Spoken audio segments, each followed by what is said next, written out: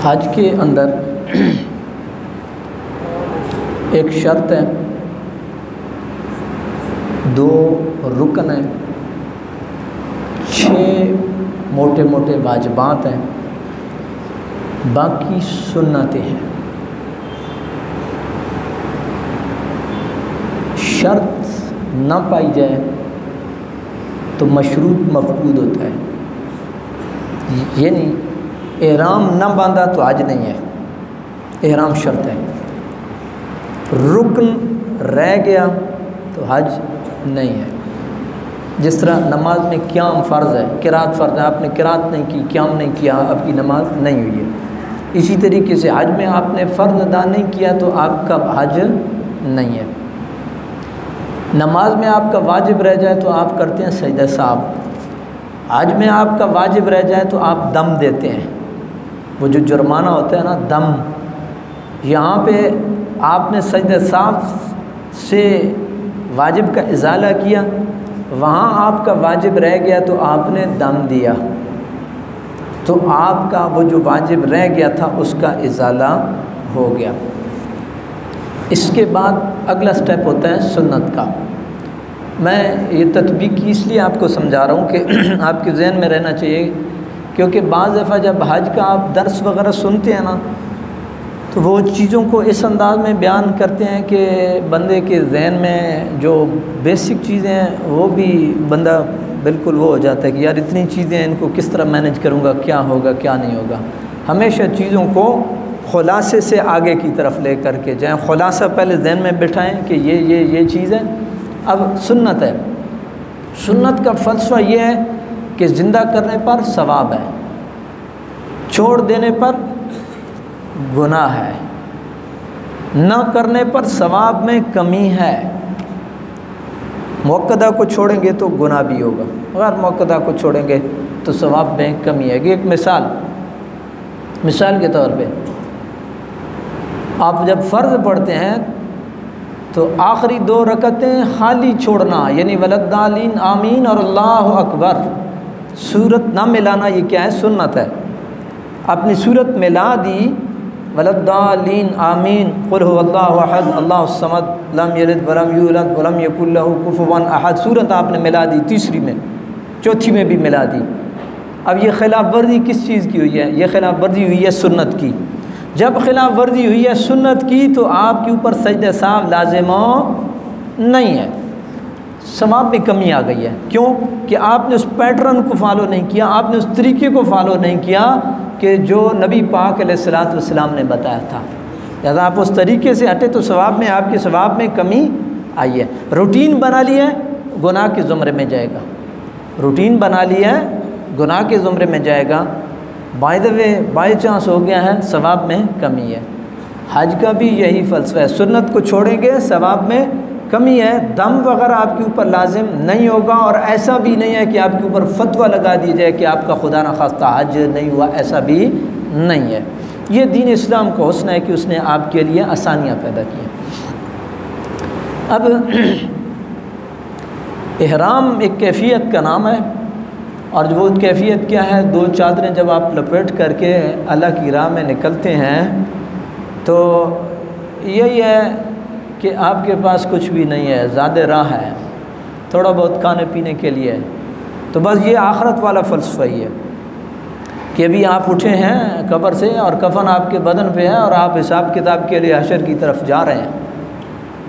जिस तरह इधर आपके पास कुछ नहीं है, आपकी प्रॉपर्टी है, जायदाद है, गाड़ियाँ हैं, औलाद है, पता नहीं क्या कुछ है, सारा कुछ पीछे है, और आपके पास तो एक छोटा सा बैग और आप हैं। इसी तरीके से ये एक हशर के साथ इसकी तशबीह है। और ये बुनियाद है और शर्त है। इसके बाद जो प्रैक्टिस है हज की वो तो 8 से शुरू होती है, और 8 को आप मिना में जाते हैं, और मिना की जितनी एक्टिविटी है वो सारी सुन्नत है। 5 नमाजें हैं, ज़ोहर, असर, मगरिब, इशा, वापस 9 की फजर। अगर आपको मुअल्लिम मीन ठेकेदार है। सादा लफ्ज़ों में मुअल्लिम का मतलब ठेकेदार है। ठेकेदार आपको कहता है कि जी जनाब दी बस तैयार ने तो फिर तुसी मूव करना है, थोड़े कोल और कोई ऑप्शन नहीं है। मुअल्लिम का मतलब वो नहीं है जो आप अरबी में मुअल्लिम पढ़ते हैं। अरबी में मुअल्लिम तो गाइड और टीचर को कहते हैं ना, तो वो आपको कुछ नहीं बताता, वो पीछे कहीं बैठा होता है, आगे उसने बंदे रखे होते हैं, बस ले आओ जी बंदे ले जाओ जी, और मैं ना ले जाओ जी तो अरफात ले जाओ। तो मुअल्लिम मीन वो नहीं है कि जो आम हम समझते हैं कि वो कोई हमें बताएगा और इस तरह। मैंने तो नहीं देखे कोई अच्छे हों तो अल्लाह उनका भला करे। कुरान मजीद में अल्लाह ताला ने इरशाद फरमाया लैसा अलैकुम जुनाहुन अन तब्तगू फज़लन मिन रब्बिकुम, तुम्हारे ऊपर गुनाह नहीं है तुम अल्लाह का फ़ज़ल तलाश करो। मतलब यह है कि तुम अपनी रोज़ी रोटी के लिए हाथ पाँव मारना चाहते हो तो तुम्हें इजाज़त तो है, लेकिन इजाज़त की हद तक है। मेन फोकस आपका इबादत है अल्लाह ताला की। फिर अल्लाह ताला ने इरशाद फरमाया रुकन का बयान हो रहा है फ़इज़ा अफ़दतुम मिन अरफ़ातिन फ़ज़्कुरुल्लाह इंदल मशअरिल हराम, जब तुम अरफ़ात से वापस पलटो तो अल्लाह का ज़िक्र करो। तो अरफ़ात का मैंने आपको बताया है कि यौम अरफ़ा को वक़ूफ़ अरफ़ात रुकन आज़म है हज का, और इसमें मांगी गई दुआएं उनकी बड़ी कदर कीमत है। हज़रत बीबी आयशा सिद्दीक़ा अफ़ीफ़ा रदी अल्लाह ताला अन्हा आप नबी पाक अलैहिस्सलाम से एक हदीस रिवायत करती हैं। आप कहती हैं कि ये जो अरफ़ात का दिन है, इस दिन से ज़्यादा कोई और दिन नहीं है कि जिसमें अल्लाह रब्बुल आलमीन अपने बंदों को जहन्नुम से आज़ाद करता हो। यानी आप हिसाब लगा लेना, साल में बड़े बड़े दिन आते हैं, उसमें रमज़ानुल मुबारक भी है, उसमें लैलतुल क़द्र भी है, बड़े दिन हैं, बड़े बड़े अजीम दिन हैं। लेकिन अरफ़ात और वहाँ पे आपका रुकना और अपने रब से मांगना, हज़रत बीबी आयशा सिद्दीक़ा अफ़ीफ़ा रदी अल्लाह ताला अन्हा कहती हैं कि कोई इस जैसा दिन नहीं है जिसमें इतने ज़्यादा लोगों को जहन्नुम से आज़ादी मिले, गुनाहों से खलासी मिले और उनकी निजात का और बख्शिश का और मग़फ़िरत का ज़रिया बने सिवाय अरफ़ात के। तो इसका मतलब ये है, अगर आप इसको खुलासतन अगर आप करें तो आपने इस दुनिया में 70 साल गुजारे हैं मिसाल के तौर पे, और उसके उन पूरे 70 सालों के ऊपर आपका एक दिन भारी है, और वो कौन सा दिन है? वो जो वक़ूफ़ अरफ़ात वाला दिन है। पूरी ज़िंदगी और पूरी ज़िंदगी के 70 साल 80 साल और उनके ऊपर एक दिन भारी है। कौन सा दिन है? वो अरफ़ात वाला दिन भारी है, जिसके अंदर आप उस मैदान के अंदर खड़े होकर के अपने रब से तौबा इस्तिग़फ़ार और मुनाजात कर रहे हैं, अपने रब से दुआ मांग रहे हैं। मेरे पाक नबी की सुन्नत है दुआ मांगना। हुज़ूर नबी करीम अलैहिस्सलाम हदीस में आता है हुज़ूर ने अपनी ऊँटनी की मुहर भी पकड़ी हुई थी और अपने रब से जो है दुआ भी मांग रहे थे। तो ये है अरफ़ात का वक़ूफ़ के जो आपकी बख्शिश की, मग़फ़िरत की गारंटी है, निजात की गारंटी है वक़ूफ़ अरफ़ात। अब पता नहीं मुझे बात करनी चाहिए या नहीं, बहरहाल मेरा ज़ौक़ ये कहता है कि आप पैसे जो लगा करके गए तो आपने हज तो सारा करना है, रुकन भी करने हैं, वजूब भी अदा करने हैं, आपने जितने भी वाजिबात हैं, लेकिन उधर अगर आपको बख्शिश का परवाना मिल गया है तो आपके पैसे भी पूरे हो गए और आपकी थकावट भी उतर गई है, आपकी थकावट भी उतर गई। और जो आप पैसे पेट काट करके गए थे और पता नहीं आपने कितनी मेहनत की थी, मशक्क़त की थी, तो आप गए तो अल्लाह रब्बुल आलमीन आपको कबूल करे, वो आपको मग़फ़िरत और बख्शिश का परवाना मिल गया, तो इससे बढ़ कर के खुशकिस्मती कोई नहीं है। और ये मैंने पिछले जुमे आपके गोश गुजार किया था कि जब हुब्बे सादिक़ हो और सच्ची तड़प और तलब हो तो अल्लाह ताला असबाब बनाता है।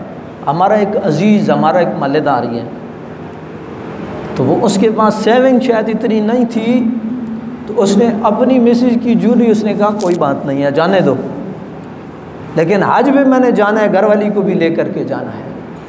और ज्वेलरी रखना और ये तो कोई वो कोई दीन के फ़राइज़ में से तो नहीं है ना।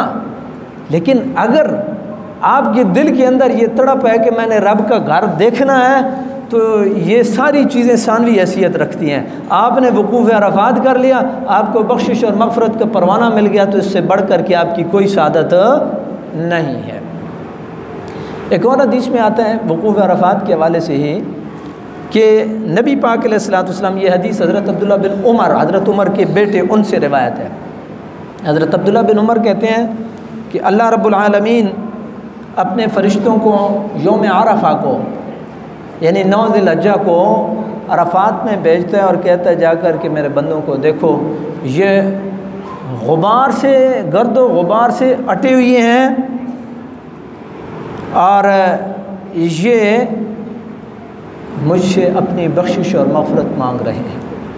यानी बुनियादी तौर पे ये इंसान की आजिज़ी, इनकिसारी, और उसको ये परवाह नहीं है। यहाँ तो आप होते हैं तो आपको अपने बालों की भी फ़िक्र है, आपको गुस्ल का भी है, आपको कपड़ों का भी है, उधर तो 2 चादरें हैं और आपकी दाढ़ी में जो है वो धूल है या आपके सर में धूल है। ये आपको इससे कोई गर्ज़ नहीं है। आपको गर्ज़ है तो सिर्फ यही है कि मेरा रब मुझसे राज़ी हो जाए, यानी तरजीह अव्वल रब की रज़ा है। तो फिर जब आप इस हालत में अपने रब से मांग रहे होते हैं तो फिर रब फरिश्तों को भी जा कर के भेजता है कि जा कर के देखो मेरे बंदे मुझसे क्या मांग रहे हैं। एक और हदीस पाक में आता है कि अरफात की दुआओं में से एक दुआ नबी करीम अलैहि सलाम ने तलकीन फरमाई, ये कलमे कैसा भी है, और वो दुआ ये है, ला इलाहा इल्लल्लाह वहदहु ला शरीका लह, लहुल मुल्कु व लहुल हम्दु व हुवा अला कुल्लि शैइन क़दीर। ये बड़े प्यारे अल्फाज हैं। सबसे पहले आपने अपना ईमान की गवाही दी, ला इलाहा इल्लल्लाह वहदहु ला शरीक लह, अल्लाह के सिवा कोई माबूद नहीं है और वो वहदहु ला शरीक है। लहुल मुल्कु व लहुल हम्दु, बादशाही भी उसकी, तारीफ़ भी उसकी।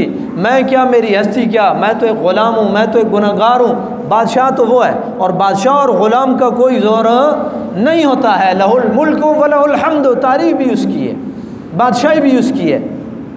आपने अपनी आजिज़ी पेश कर दी कि इलाही मैं कमज़ोर हूँ, बादशाह तू है, बादशाह तू है, मैं कमज़ोर हूँ, तारीफ़ भी तेरी है।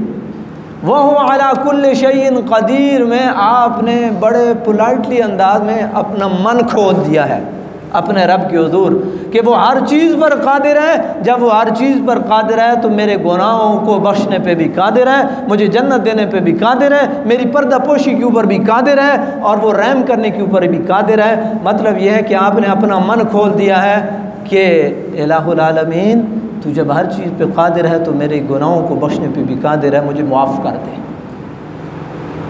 बरदरान इस्लाम, ये अरफात है और अरफात से जब आप पलटते हैं, मैं मुख्तसरन आपकी गोश गुजार कर रहा हूँ, तो आप आते हैं मुज़दलिफ़ा में।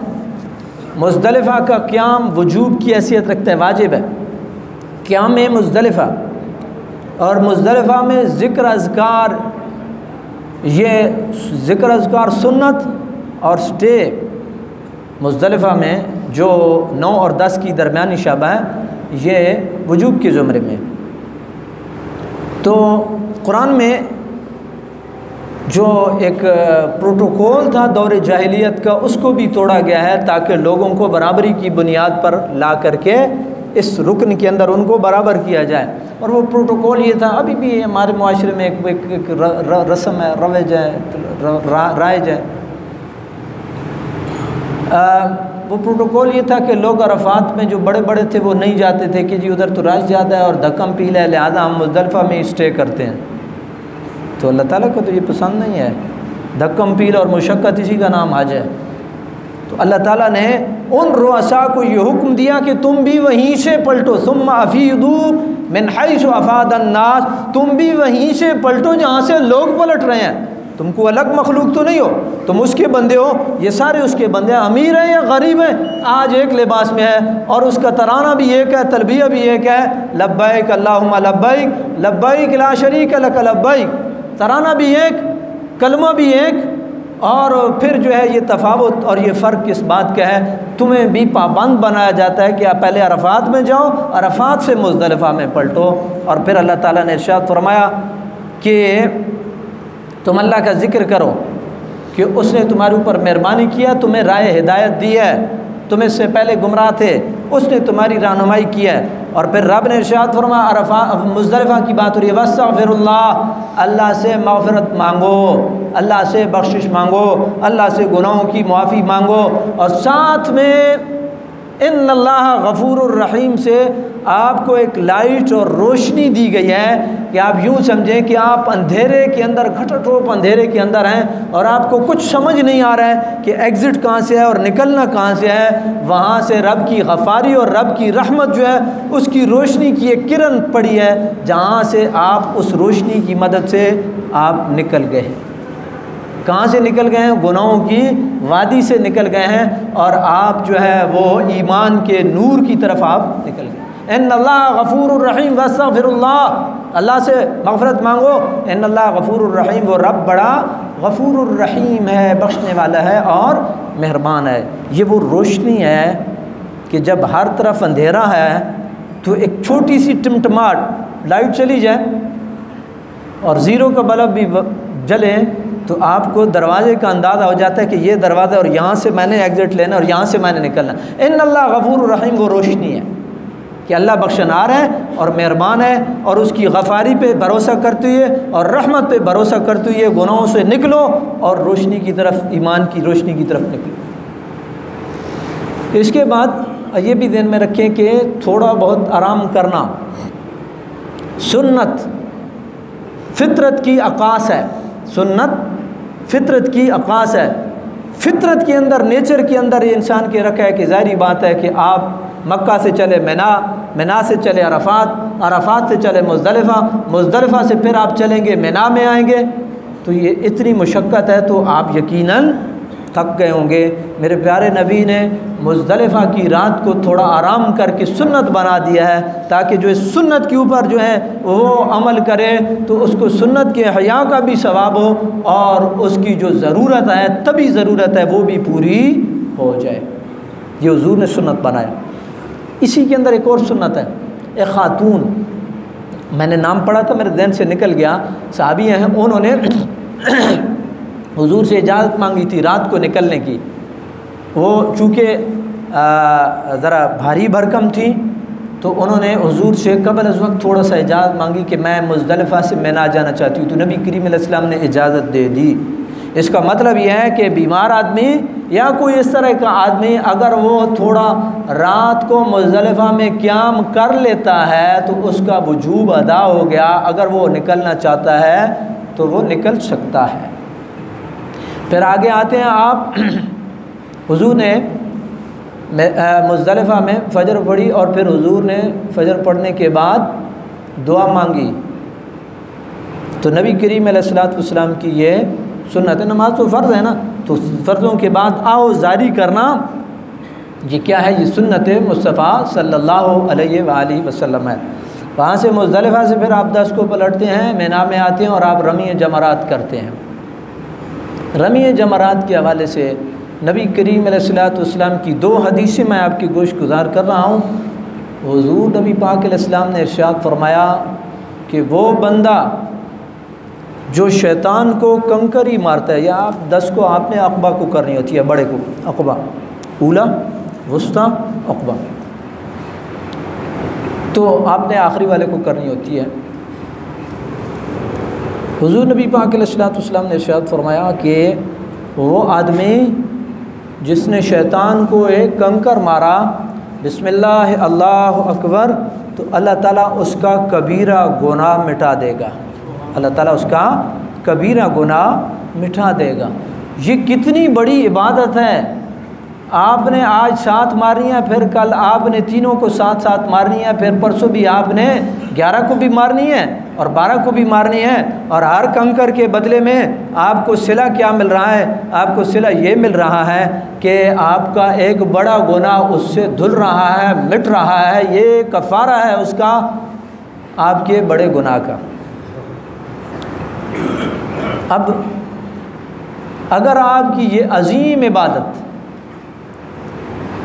वीडियो की नज़र हो जाए और टिकटॉक की नज़र हो जाए तो इसका मतलब यह है कि आपने इतना घाटे वाला सौदा किया है कि आपने दुनिया को तरजीह दिया है और आप अपनी आखरत को आपने पीछे किया है, अपनी बख्शिश को पीछे किया है, सुन्नत इब्राहिमी को पीछे किया है, सुन्नत मुस्तफ़ा सल्लल्लाहु अलैहि वसल्लम को पीछे किया है। और इतने अकाबिर सहाबा जो सारे इससे गुजरे हैं ना, उन सब की सुन्नत को आपने पीछे किया, इतनी बड़ी तौहीन की है सिर्फ़ किस लिए कि आपकी वीडियो वायरल हो जाए। और ये आप देख रहे हैं टिकटॉक पे अजीब अजीब तमाशे और ठट्ठर कर रहे हैं लोग, रमी है जमरात पे। और किस लिए कि वो वीडियो वायरल होगी। अच्छा, वीडियो वायरल होगी तो क्या होगा जी, वो को पैसे शैसे मिलेंगे या जो भी है, आप मुझसे बेहतर जानते हैं। तो मतलब ये है कि कौम का मिजाज ये बन गया कि पैसे आने चाहिए, चाहे इबादत का गला घुट जाए, पैसे आने चाहिए चाहे दीन का जनाजा निकल जाए, और पैसे आने चाहिए चाहे गैरत और हमीयत का जनाजा निकल जाए, बहरहाल पैसे आने चाहिए। याद रखिए सहाबा कराम, आप उनकी हालात ज़िंदगी पढ़ें तो ऐसे ऐसे लोग भी हैं कि जिनके पाँव पे घास डाली गई, कफन के लिए कपड़े नहीं थे, इतने थे गरीब सहाबा, और छुआरे खा करके पानी पी करके अल्लाह का शुक्र अदा करने वाले। और वो जब फिर दुनिया से जाते हैं तो फरिश्ते उनका इस्तकबाल करते हैं, फरिश्ते उनका इस्तकबाल करते हैं। तो ये रुपया पैसा कोई माना नहीं रखता है। आप ये मैंने इसलिए गोशगुजार किया कि ये आप देख रहे हैं, आप तवाफ़ में हैं, कैमरा आपके हाथ में है, आप इधर से तवाफ़ कर रहे हैं और इधर से आप वीडियो बना रहे हैं। आप सही में हैं, कैमरा आपके हाथ में है, इधर से सही हो रही है और इधर से वीडियो बन रही है। आप रमी जमरात में वो देखा नहीं है वीडियो, आप वो वायरल हुई है। वीडियो तो आपकी वायरल हो गई है, लेकिन इबादत का क्या बना है ये भी तो देखें ना, वो इबादत का क्या बना है। तो इबादत का तो जनाजा आपने ख़ुद अपने हाथों से निकाला है। और फिर आप ये समझें, मतलब फिर क्यों ना आई साहब मुड़न तो जनाब गिराओ मंजियाँ डा दो जी, ठीक है ना जी, आई साहब सलाम मुबारक होने जी, मुड़ आयो जी, आई जहाँ पर युवान की खेड़ी मरे न रहे, चपड़ियाँ मरे न छताने, ये तो शुगल है ना। फिर आई साहब वो खट्टे डड़ी होती हैं, मंजियाँ डड़ी होती हैं, और आई साहब मुबारक पे चल लें जी, आज साहब वापस आ गए हाज करके। ये आज आपने किया है या आपने अपनी इबादत का जनाजा निकाला, ये तो फिर आपने ख़ुद ही जो है वो आपने जज करना है। और ये किसी बड़े मुफ्ती शुफ्ती से पूछने की ज़रूरत नहीं होती है, गुनाह आपको क्लिक करता है। हुजूर की हदीस है ना, गुनाह की जो तारीफ़ की गई है कि गुनाह की तारीफ़ क्या है, तो हुजूर ने इरशाद फरमाया अल इस्मु मा हाका फ़ी सदर का, गुनाह वो है जो आपके सीने में खटके। तो जब आप गलत काम कर रहे होते हैं तो आपको क्लिक होती है, फ़ाइल खुले ना खुले ये इसका मतलब सिस्टम करप्ट हुआ है, फ़ाइल नहीं खुल रही है, ठीक है जी। तो आपको 2-3 दफ़ा और बीप भी ऑन होती है, जिस तरह ऑटोमेटिक सिस्टम होता है ना, वो ऑन हो जाती है, आपको पता चलता है कि गड़बड़ हो रही है, लेकिन आप उसको इग्नोर कर दें तो फिर ये आपकी मर्ज़ी है। तो ये वो इबादत है कि जो आपके गुनाहों की बख्शिश का ज़रिया बनती है। और इसीलिए मेरे पाक नबी ने इरशाद फरमाया ना, देखिए हुजूर की हदीस और आज के दौर में इसकी तत्बीक, बड़ी हदीस मैं भी आपको सुनाता हूँ, आप भी सुनते हैं, आप भी सुभान अल्लाह कहते हैं, मैं भी खुश हो जाता हूँ कि आपको भी समझ आ गई है, लेकिन उसकी रूह तक पहुँची। हुजूर ने इरशाद फरमाया मन हज्जल बैता फलम यरफुस वलम यफसुक, कोई गुनाह का काम नहीं किया है, कोई उसने गुनाह का काम उस हज के दौरान नहीं किया है तो फिर गुनाह माफ़ होंगे। तो इसलिए आप उम्रे पे जाते हैं, आप हज पे जाते हैं। हमारे उस्ताद थे, अल्लाह उनको गनी के रहमत करे, मुफ्ती अब्दुल रज़ाक पुत्रालवी साहब, बड़ी किताबें लिखी हैं और उनकी ज़िंदगी का मशगला था लिखना लिखना लिखना लिखना। पुराना पेन रखा हुआ था डॉलर, वो जिसको ऐसे मरोड़ के वो करते हैं, स्याही भरते हैं, और पुराना गत्ता और पेपर रखे होते थे, और आप उनके पास जाएं तो वो लिख रहे होते थे, जब भी आप जाएं वो लिख रहे होते थे। इतना अल्लाह ताला ने उनको, और इल्मी एक हवाले से बड़ा उनका वो था, क्योंकि उनके दादा हज़रत पीर मेर अली शाह साहब के भी उस्ताद गुजरे हैं।